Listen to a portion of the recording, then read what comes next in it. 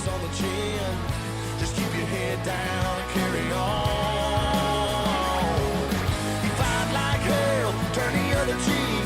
It's what separates the strong from the weak. And that's just the way that the line gets drawn. You gotta keep on living till the fight is gone. Hey, welcome to episode 4 of 10-Minute Misconduct, the unofficial FPHL podcast. I am Lee, and as always, I'm joined by Anna. Hey. Ed. Hey. And finally, Taylor. Hey. Man, we have missed you the last 3 weeks. This podcast was partly your idea, all of our ideas together, and we felt so bad that you couldn't be here, but you're here this week, and you're going to be here every week moving forward. We're so glad to finally have you here. Life happens. I've been playing hockey and dealing with illnesses between my daughter and I. I'm glad to be here. I'm glad to talk some shit and, just be with my friends. We're glad to have you. We're glad to have you. Now, we do have something to talk about. I told you all about this. I was reading up. The NHL has talked about implementing a new rule at the GM meetings where when there's a penalty called, the team that has drawn the penalty could potentially decide, instead of taking a power play, to take a penalty shot. Who cares about rules? Me? The Commonwealth of Virginia. Yeah. It's like, honestly, every time I hear the NHL talks about implementing a new rule, it always seems like the FPHL is like, hey, we're your Huckleberry, we'll do it. Well, FPHL started it. So that goal. Could be. I'm going back to that goal. I'm going back. If that didn't happen, all this other shit would never happen right now. It's like the universe is speaking on a next stellar level. So I'm saying, pegs. You're talking about this new rule. Like I told you earlier, why have rules? Why don't you just take the goal, move it off the peg, and put it somewhere in the parking lot, and the opposite team can just take the puck, put it right anywhere they want in the goal thing, and it's a good goal. It's a good goal. Now have you.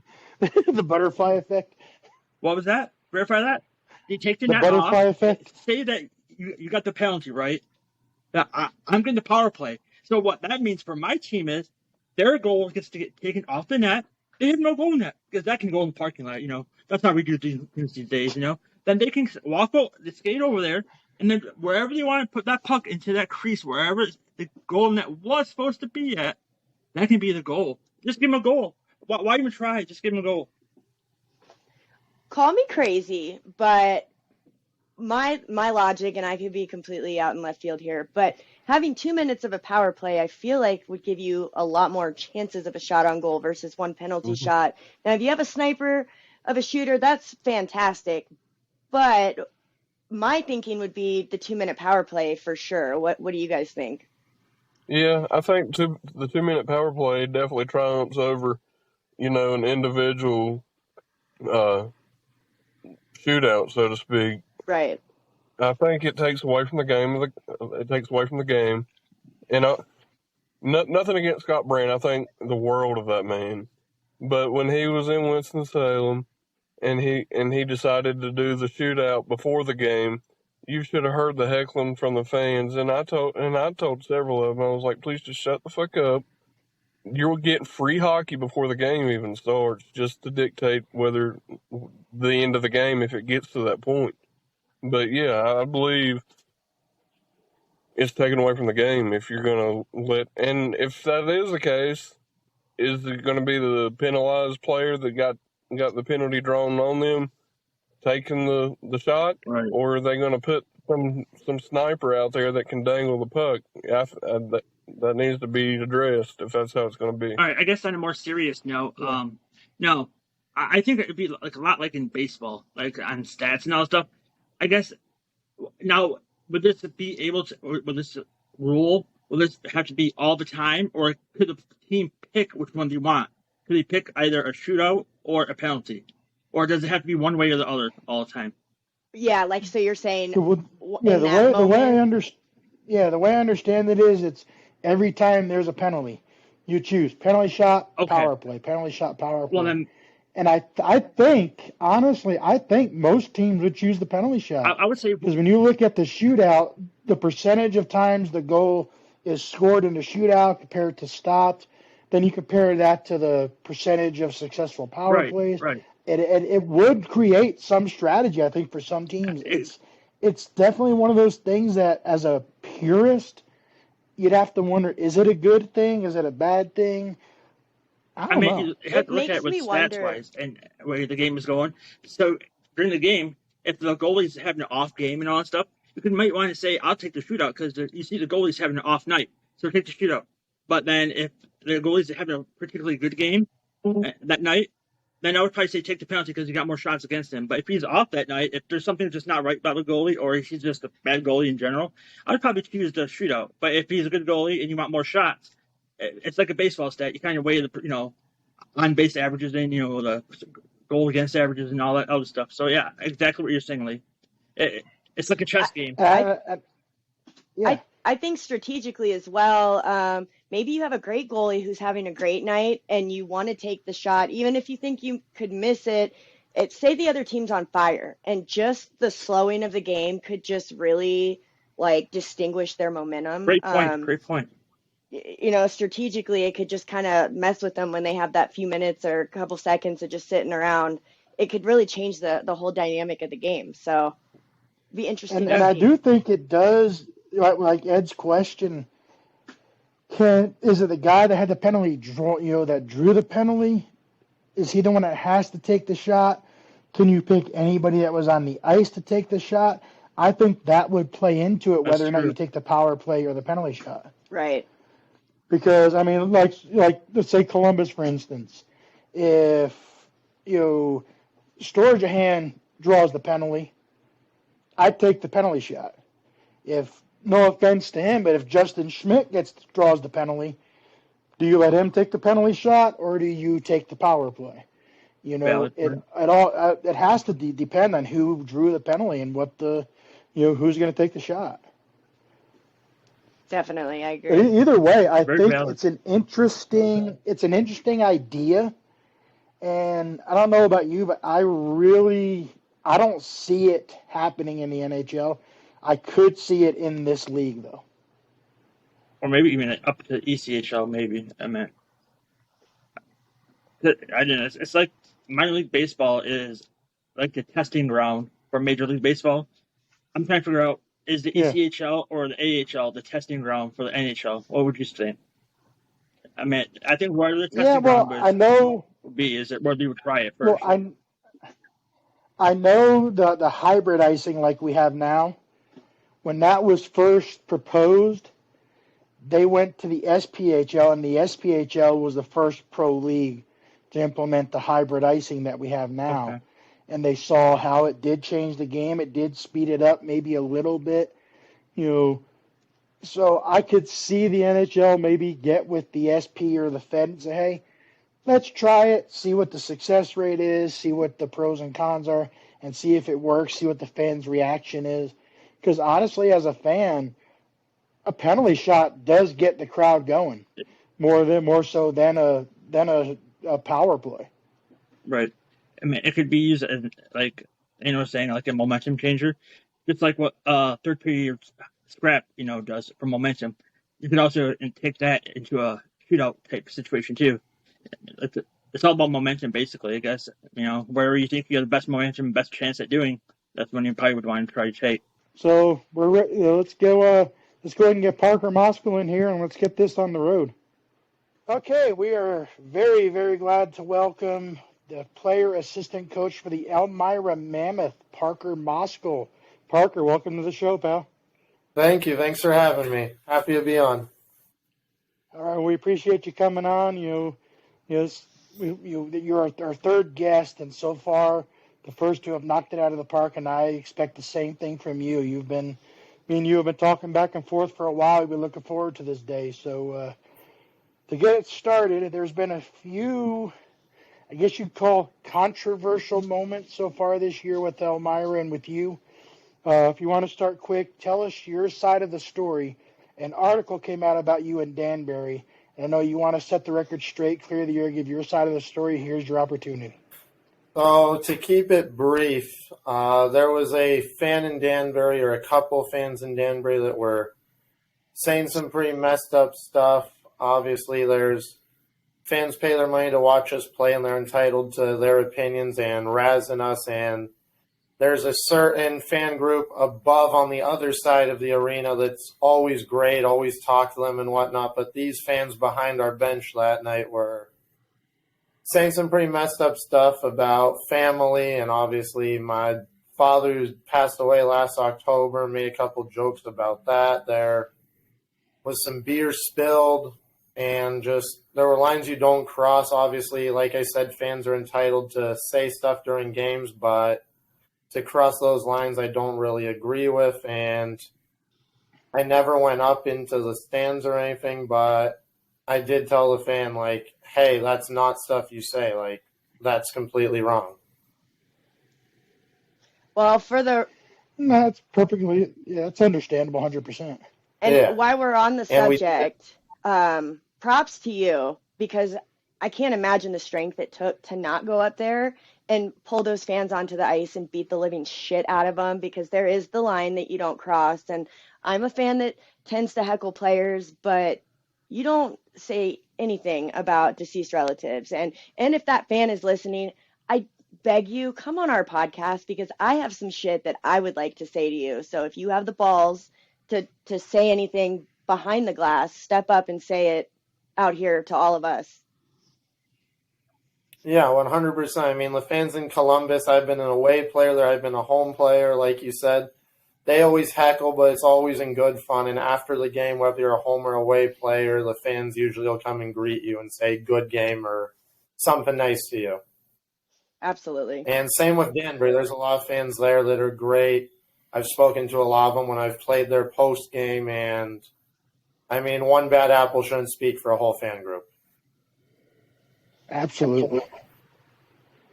Now, another thing that happened, you can't go into too much detail about it, was you had an issue with your bus driver.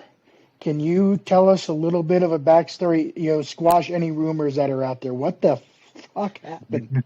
So the bus driver was a third-party bus driver and wasn't a member of the team or the organization, and said he wasn't taking us to the arena for the game after he took us up to Watertown.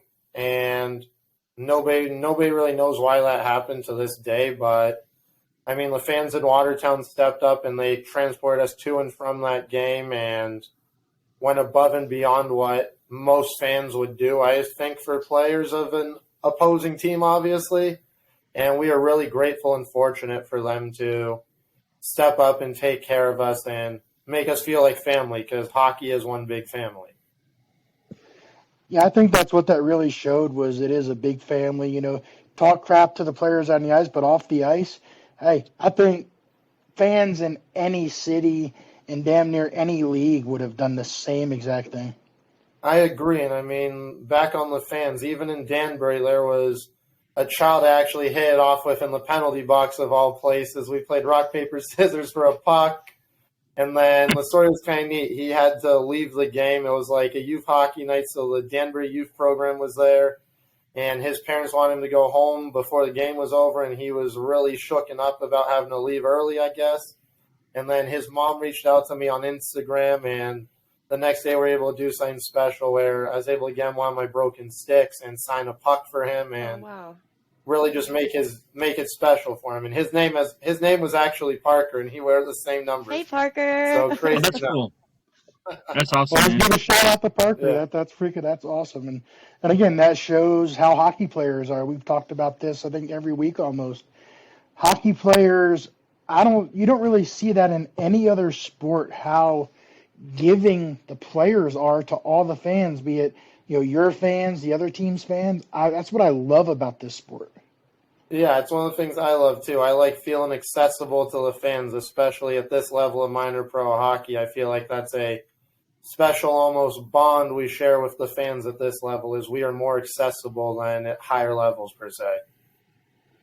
That's true. So I do have to ask you, a fan did ask this question, It's basically being from San Diego. Did you feel out of place playing hockey and not, say, a traditional sport in the state of California?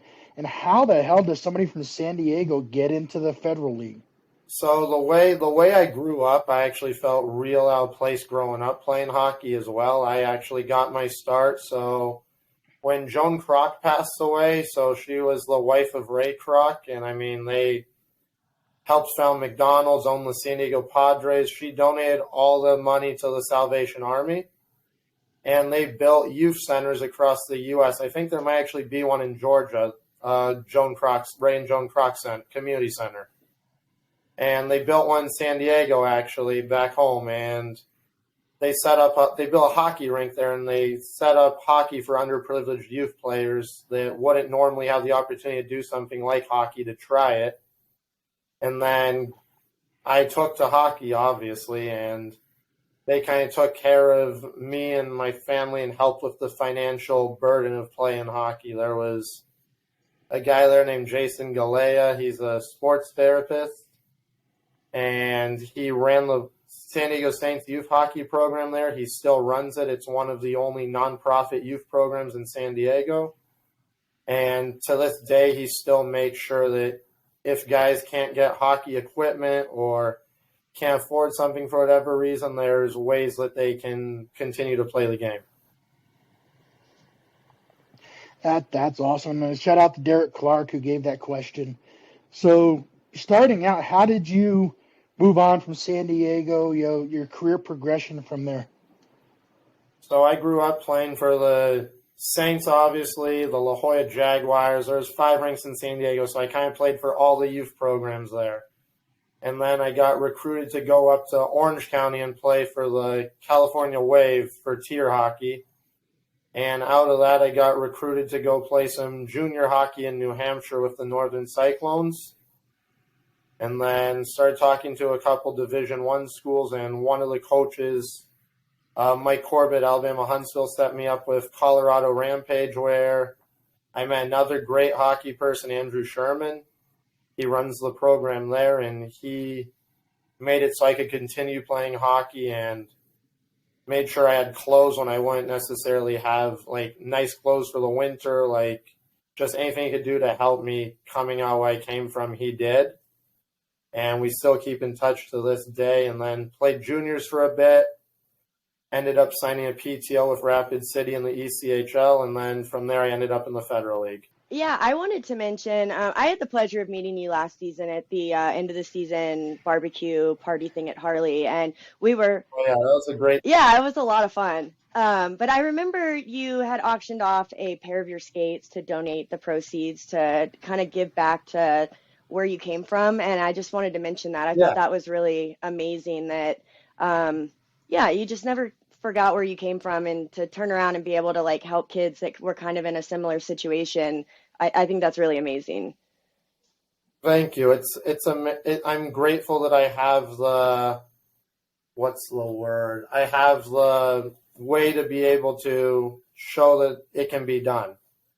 I did auction off my skates and some sticks last season. I plan on doing it again this season. And last summer I was able to buy, I believe, 7 hours of ice to donate to kids that were on financial assistance to play hockey. And I was able to give a couple hockey sticks to some kids who wouldn't get nice hockey sticks necessarily otherwise. And I was really grateful to be able to do that and help grow the game. And hopefully there's another kid like me that wouldn't necessarily have the opportunity otherwise and ends up playing hockey at a high level because people took the time to help them. For sure. I think that's just super amazing. Can you tell us about probably the best prank either that you played or maybe was played on you, like, over the years? Anything that sticks out? So there's the ones where there's, like, water in your stick, so your stick goes out there and it's all heavy, or, like, guys will cut the bottom of the skate laces, so when you go cinch them up at the end, all the skate laces are ripped. Or the good one this year that was all in good fun, and obviously we were in the dog days in Elmira. couple weeks back. We're coming out of them now, but everyone's morale was kind of going low. And one of the guys, I think it might have been Stavros Soilis, played a prank where he loosened up the caps of some water bottles. And then one of the new guys that came in went to go take a sip of the water. And we did, just boom, water all over his face. And everyone on the bench started laughing. And it was a nice little moment where everybody had a good laugh. That's good. Now that you brought up your season, you guys have had a bit of a rough start. Obviously, going so long without a win, and then here lately, you guys have really turned it around. Would you say there is a specific moment this season that literally just sparked everything, and this is turning around and it's going to be a good year? So I think it would be a couple weeks back. We were in Danbury at Danbury, and we were down real quick. We got down, I believe, 4-0 or 3-0. And everyone kind of looked at each other and was like, we need to do something. This isn't going to be the story of our season. And we ended up rallying back to it being 5-4 in the second period in favor of Danbury. And we ended up after that, we just kept building. Everybody kind of believed in each other, believed in ourselves. And then obviously this last weekend was amazing. We beat Delaware. We should have beat Danbury, had a couple breakdowns in the end, but we learned from that experience and are better because of it. And then we beat Watertown pretty handily as well. So things are looking up here. Everybody's believing in each other and ourselves now. Yeah, I was kind of shocked that Danbury game. You're up 4-0, and they came back and won it in overtime. I know that had to be disappointing, but it also had to feel good knowing you guys basically took the 1A or the first best, second best, whatever team in the league to the limit. Yeah, definitely the best team in our division, and to prove to ourselves that we can hang with teams like that and honestly beat teams like that for 50 minutes out of a 60-minute game.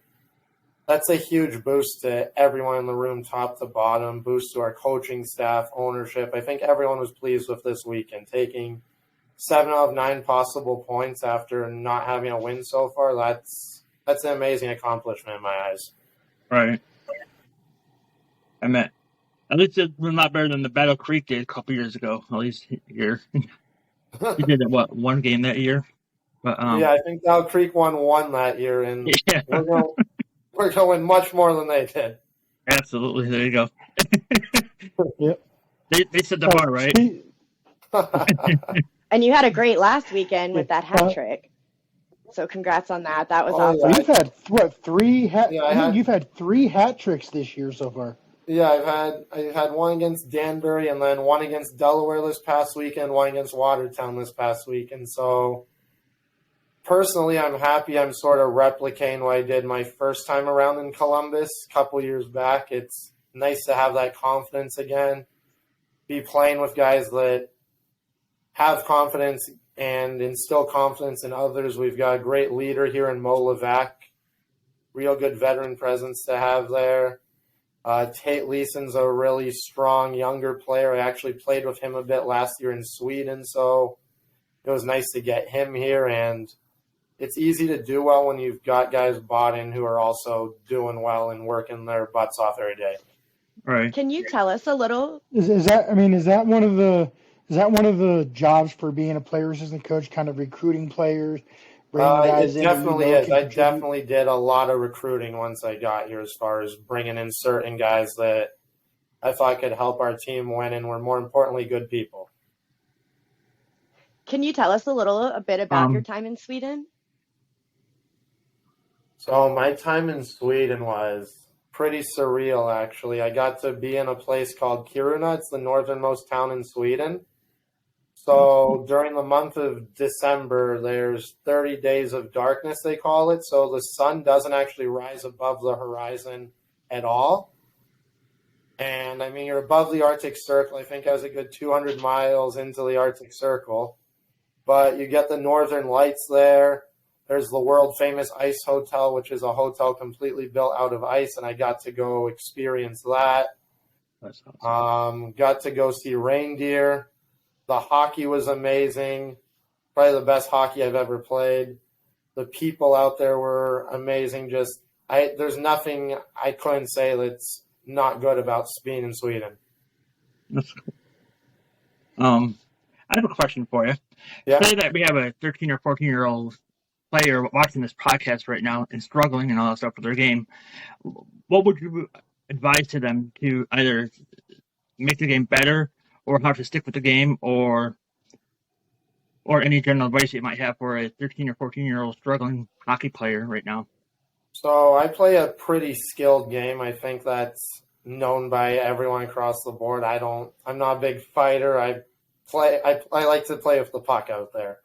So a good thing that I got taught when I was younger was take a tennis ball out and just stick handle with a tennis ball, because obviously it bounces more, so it teaches you to be creative. You can flip it up, hit it down, work on moves with it. So get out there and stick handle with a tennis ball, and even if you don't make the top team, I mean, I played Bantam B hockey my first year at Bantam, which was the lowest you could play in San Diego at the time. And I went and played Bantam AAA the next year. So don't get discouraged if you don't make a team, because what they don't see in you, another coach might see in you and see what he can develop. All right. I was going to say that's great advice, because even Michael Jordan got cut his freshman year in high school from the basketball team. So, I mean, the greatest player in the world can be cut. That doesn't mean you got to give up. Exactly.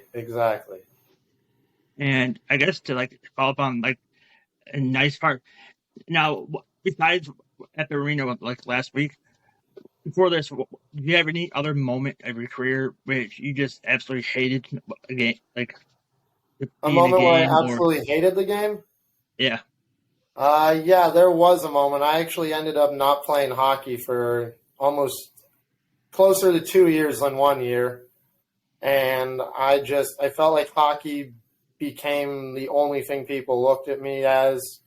And I wanted to go to school, get a degree, kind of be in San Diego, hang out with all my friends from high school that I didn't necessarily get to see much. And I took that 2 years off. And I feel like if I didn't take that time away from hockey, I wouldn't be where I am now or doing what I'm doing on the ice. And sometimes you just need to step away for a bit when you feel like hockey's not the thing, and you'll always find your way back to the game, I think. Very true. I've sold my equipment 3 times, and I always get back in the game. Exactly. You can't ever escape it. So I have a question for you, Parker. Yeah. I know you've played it in a lot of places in the Fed, and you've even went to the SP and played in Pensacola. As far as the Fed, where's your favorite place to play? So this year it's definitely Elmira. The fans here have been great. I've never seen more people buy jerseys this early on in the season. It's pretty unreal to see, actually, but my favorite place I've played personally, and I wouldn't have came back for a second time if it wasn't true, is Columbus. Yeah, I mean, and it's not even the hockey side of things there. It's the fans. I mean, I've got fans I keep in touch with there still. The Kesslings are real good people out there. I had steak dinners with them. Went and saw Fireflies at their house. They're just real good people. There's a lot of great people in Columbus that love hockey, but more importantly, realize that we're not the best paid athletes ever, and just kind of think about us on the human level. That's awesome. For sure. Yeah, that 100% sounds like Columbus. That their fans are probably the most I guess most hospitable fans in the league, and they're the most hospitable in the CHL, SPHL, ECHL. They go all out. Yeah, they're great people. I was looking at moving to Columbus full time for a bit there before I got traded, and obviously that didn't end up happening. But I love the town. I love the people. It's a great place to be. It's right up there with Elmira for me. And it's right. Is there a city? Scott Brand. He's pretty cool. Scott Brand? Shout out to him. Yeah, he's a good guy. Yeah, he's hilarious. So is there a fan base or an arena that you just literally hate going to? You know, the fans you just drive you nuts. Is there one that you can actually think off the top of your head? So most recent one would be in Sweden. There was a town called Boden, and they'd been trying to go up to the higher league, the Allsvenskan, for a number of years, and their fans are just brutal. They're chanting stuff in Swedish, crazy. The whole arena's loud. It's hard to play in. There's usually fan fights. That was a pretty wild place to play that you wouldn't want to play in. It was hard to get past that sometimes, but I mean, as far as the U.S. goes and playing, I'll stick to the Fed. My least favorite place to play in the Fed, arena-wise, would be Delaware, but fan-wise would probably be Winston-Salem. They're the toughest fans, I think. Well, I should warn you, Taylor's a Thunder Turd fan, so. Yeah, they're the toughest fans. I mean, I've had beer thrown on me there. I've been spit on. Those fans are next level. They're screaming at you. What happened with me there? I'll bust them in the fucking mouth. Spit on. Wow. They're Wow. Yeah, I haven't had very many interactions with Carolina fans outside of the game. Like, even Danbury, I mean, like I said, there's fans that always go out of their way to come say hi. I don't got that in Carolina. I guess You the do bus now. issue really got to the Winston-Salem people. When Elmira Yeah. comes Hey. to when y'all come to Winston, I got a beer for you. That's what I like to hear. Well, one thing you do have against the Thunderbirds is your bus driver might have been shitty, but at least the bus didn't break down. Oh, I know. I heard they got a real nice bus now, though. All the guys that are there are telling me that bus is awesome, and they're real happy with it. I heard they got a lifetime supply of duct tape. Yeah. And the yeah. season's early, so let's give it a month or two and see if she stays on the road. Is it true I hear about the Carolina bus that they're trying to, take a page on NASCAR? Now they're going to have, advertising on their bus up and down. They're going to get, sponsors and all that stuff. Just keep that bus together. I haven't heard that yet, but It's a good idea. oh no, the guys that are down there this year say it's much better than it was in years past, and they got a new owner down there, Kerry Ross, who I had him in Menor as one of my owners, and he does the best he can. He does a real good job, and John Boutita's down there as the player assistant, and he says things are great down there, and I assume he's telling me the truth. Left or right hub, sponsored by Goodyear. Yeah. It's been a bit of an up and down year for the league. I don't think we're maybe a month in. Is this the earliest they've had a coaching change in this league? Phil Esposito let go from Mississippi. Joe Pace, player coach. Can you think of a coach being let go this quickly and no reason really given for it? Earliest I've seen was the Battle Creek coach that they had before Steo got let go pretty early. I think he only lasted 5 games, but that made sense. I don't know much about them getting rid of Esposito, but I don't think anyone saw that coming. There's a rumor. I believe it was more of a business move. Yeah, there's a rumor that there's also a second coach in the Fed that's going to be let go, but nobody has announced yet. And then, of course, you know how the rumor mill is. I've seen comments, oh, Phil's headed up to Elmira even. I've heard all kinds of crazy stuff. So it's going to be interesting to see what happens over the course of the next 7 days Yeah, 100%. I think we've got pretty good trust in Coach Tamaris here and what he's trying to build. He knows more. He's probably forgotten more about hockey than I'll ever know. I mean, the guy's won NCAA Coach of the Year for NCAA D3 twice. He's been the Frozen Fours. He was an assistant coach in the ECHL for a number of years, and we all trust in him. Players trust in him. We believe in the vision he has for us, and I don't think we'll see any changes coming here. Yeah, I didn't think I remember it was a comment that I saw in the comments, and then a bunch of people were like, no way, and kind of basically touched on a lot of the things that you just said as well. So I don't know if we're going to see Phil in the Fed, over the next few weeks or not, but I didn't think Elmira would be where he was headed if there was going to be another change. But yeah, we'll have to see what happens. But it's good. I'm glad you guys have a good dynamic up there. Maybe Phil even ends up in the SP. Who knows? Yeah, because didn't they just let, who was it? I want to say, was it Macon? I think I heard something about it. Vermilion County. Macon, Georgia. Vermilion County got rid of their coach. Yeah, what Lee said, Vermilion. Yeah, I heard there was a change over there as well. Yeah, they did last week. Their coach there was the Zamboni driver for Toronto that one game, or that goalie or something like that. That one Zamboni driver that became a goalie for one game, that emergency backup goalie in Toronto. Toronto, David coached him for a bit last year. I heard they're announcing their new coach tomorrow, is what I saw online. So it'll be interesting to see who that is. Speaking of Vermilion County, now you played for Mentor, and you played in Danville and all those other places. What are your thoughts on them? Basically, the SPHL almost stealing that market from the Fed. I think the fans in Danville are very passionate hockey fans, just like Elmira. And I think for whatever reason they wanted to have the Southern Professional League there. And they seem happy with the product right now. So, I don't know. I mean, Danville's a hockey market, whether it's the Fed or the SP or junior hockey.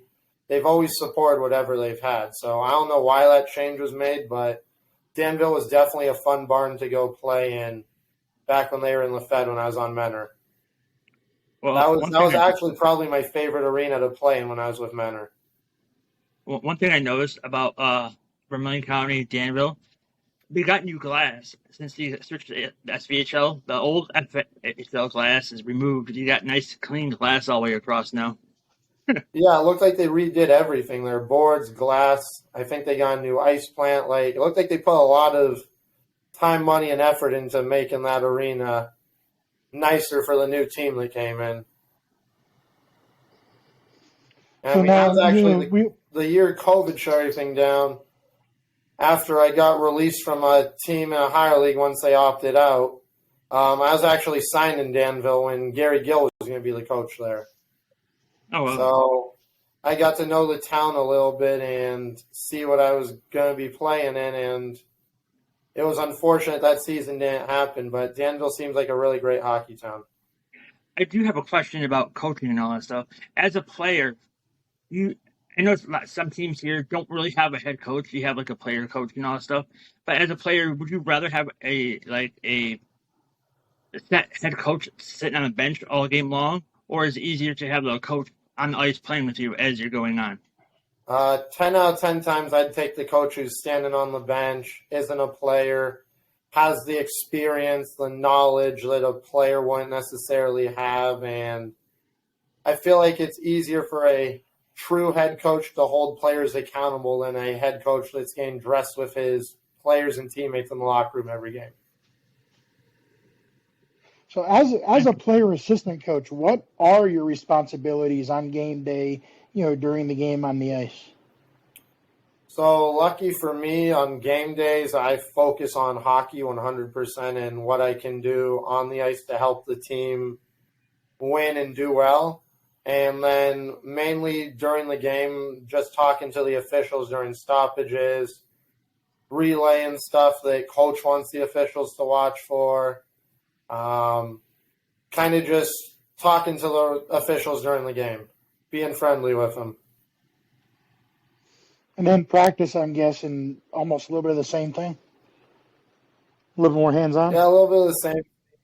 Mo Levesque stepped up a ton in helping talk to the newer players in the league, and I still talk to a lot of the newer players in the league about what they can do to have more of an impact per se sometimes when they're figuring out what they can do better. And, I mean, Mo Levesque teaches me tricks every day, teaches me new things I can tweak about my game to be a better player. And I honestly give him some credit with the early success I'm having this season, just given me tools to see the game in a different way, different ways to take face-offs, different plays to make with the puck, and really grateful for that.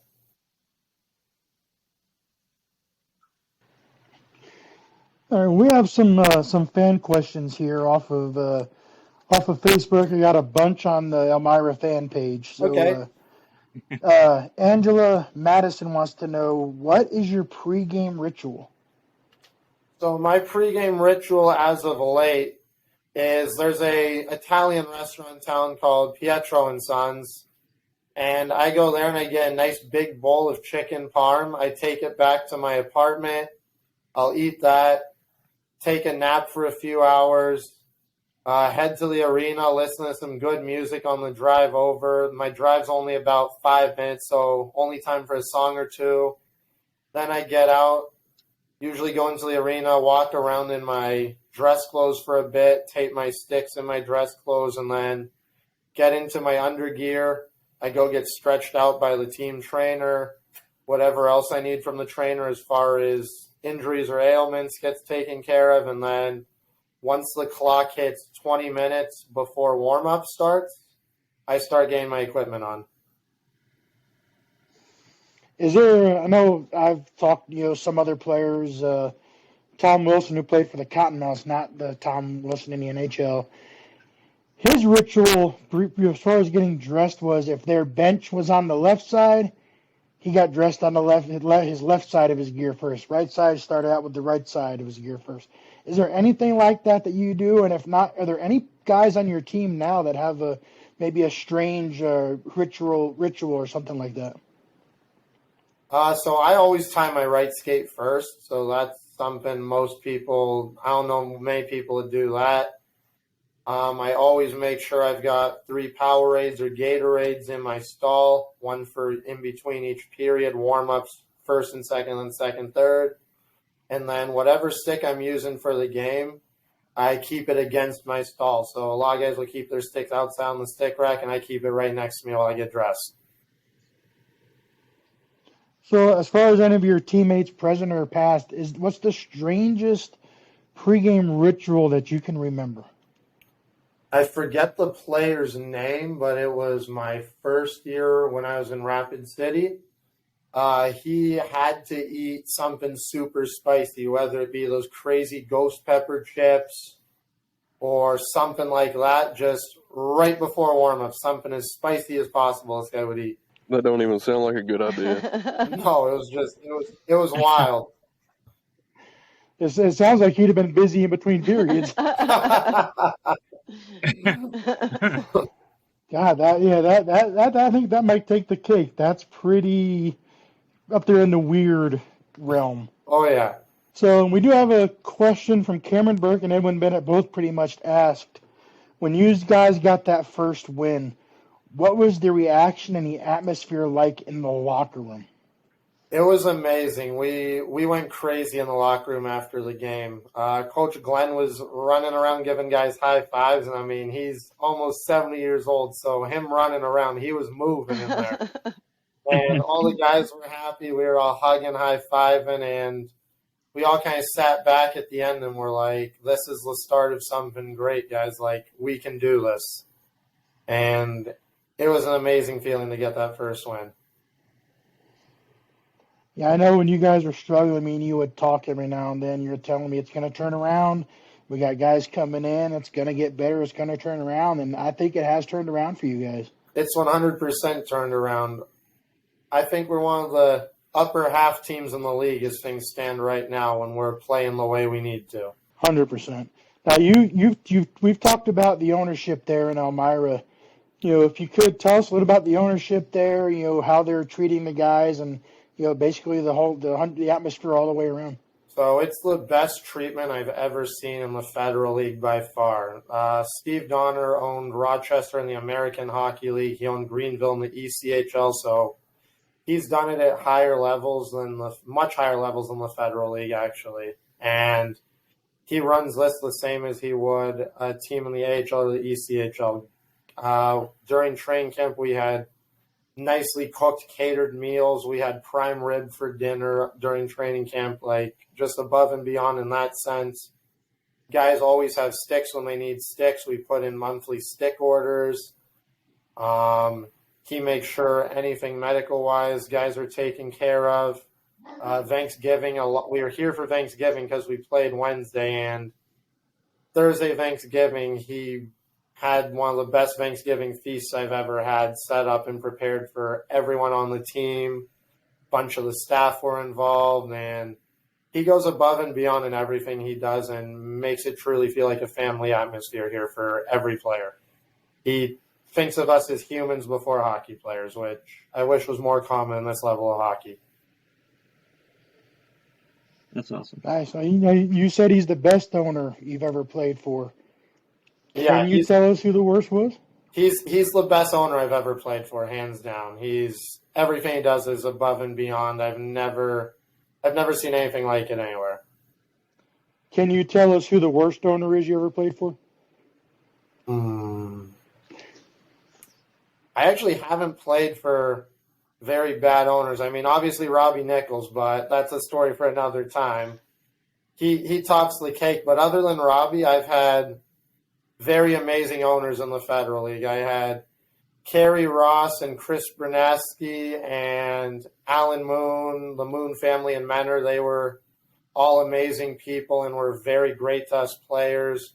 Chris's wife, Jen, was very great to us. I think they're part of the ownership group that's doing that team in Virginia this next year. Obviously, Jeff Kroop's a very great owner, a very good person, very good to his players. Steve Donner's great. The ownership I had in Sweden was amazing. So I've been blessed to have, with the exception of my first team in the Federal League, I've been blessed to have very great owners in this league that care about the players. Nice. I'm glad you came on with us. This was great. But we had talked earlier. You've had 3 hat tricks this season, basically this month, and you're named FPHL Player of the Month. 100% deserving. Congratulations from all of us. It's got to be a great honor for you. Yeah, it's a really good feeling. It's accumulation of a lot of hard work, and coming into Elmira and being here from the ground up, helping build this program, and being lucky to play with some very great players that make hockey easy and fun. And honestly, they're the ones that deserve the credit because they make it easy to be successful on the ice, like Tate Leeson. Donnie Carter Jr. is a new guy we just got in who makes it really easy to be successful on the ice. Isaiah Crawford's another one, and without guys like that, it wouldn't be possible to put up numbers, honestly. They're the best teammates and players I've played with, honestly, especially Tate Leeson. Man, you're putting up huge phenomenal honor numbers as well. I mean, I'd be lying if I said I wasn't happy to be able to start the season off like this. Good job again. I mean, the numbers you're putting up, those are MVP type numbers, honestly. And I'm not saying that to kiss your ass. They're amazing. They really are. Thank you. I'm hoping I can keep that up, but more importantly, we start playing more wins in the win column and can bring a championship back to this town. That's amazing. I mean, what else can you ask for, honestly? Exactly. That's the end goal, is a championship and rings on all of our fingers in that locker room. 100%. Well, Parker, I appreciate you coming on, buddy. This was great, and thanks. I can't thank you enough. Yeah, I really appreciate you guys for having me on. This was awesome, and look forward to keeping in touch with you guys. Best of luck. I wish you an awesome season. I'm looking forward to following and seeing how you do. Yeah, and I'll see you down in Columbus in a couple of weeks, Yep. I'm sure. 100%. Good talking to you. I'll see you in Winston-Salem. Yep, 100%. See you in Winston. Thank you. Nice talking to you as well. And congratulations on Player of the Month again. And have a wonderful evening. Thank you. You too. Thank you again, Parker, for joining us today. It's been such a pleasure having you on the show. Next week, we have Doug Smith joining us. You guys may know him from the movie Goon. I'm sure our other guys here can tell you about him. Oh yeah, Taylor could tell us about him. He played for your grandfather, didn't he? Yeah, he actually played for my grandfather for the original Carolina Thunderbirds. I have pictures of him ice skating with me as a small child at the Annex in Winston-Salem. I can't wait to, chat with him. I can't wait. Next Yeah, that's week. good. That's going to be fun. There's so much to talk about with him. With the two movies that from basically a guy who played a handful of pro games and now he's immortalized in movie form. That's going to be so much fun.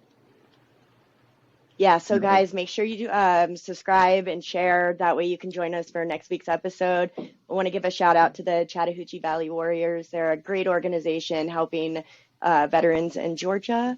And yeah, I think that's it. It's been great hanging out with you guys.